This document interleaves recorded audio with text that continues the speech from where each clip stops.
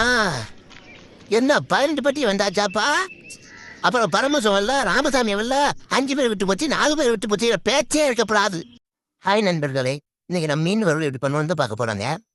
தம்பி வந்துட்டு நேராக ரப் பண்ண வேண்டாம், டைமண்ட் ஷேப்பில் தான் வேணும்னு சொல்லி கேட்க, நானும் அதே மாதிரி கட் பண்ணி கழுவாமல் கடையில் கொடுத்த மீனை எடுத்து வந்து நல்லா கழுவி, அதுக்குள்ளே என் நண்பன் பக்கத்தோட கடனை பார்க்கறதுக்கு முன்னால் வாழை இலையை விட்டுட்டு வந்துட்டாங்க.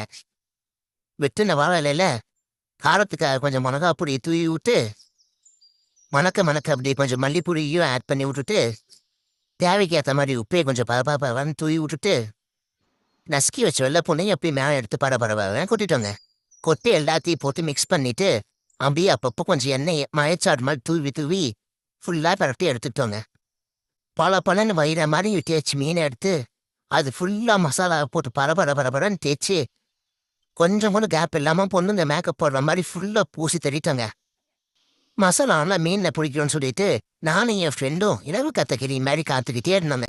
அந்த கேப்பில் எறும்பு விளையாடுறதுனா வேடிக்கை பார்த்துட்டு இருந்தோங்க.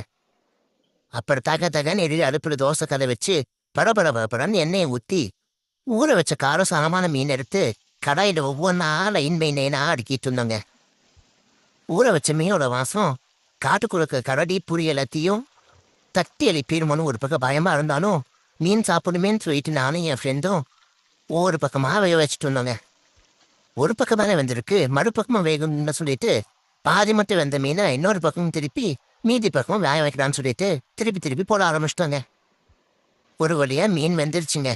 வெந்த மீன் அடங்காமல் குடுங்காமல் எடுத்து அப்படியே இறையில ஒரு பக்கம் போட்டு நானும் என் நண்பனும் உட்காந்து சாப்பிட ஆரம்பிச்சிட்டோங்க. பாசக்கார பயப்புள்ள விட்டுட்டு சாப்பிடவே மாட்டான்.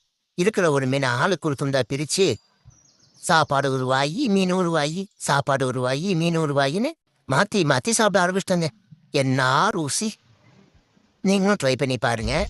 நெக்ஸ்ட் வீடியோவில் மீட் பண்ணலாம். நன்றி.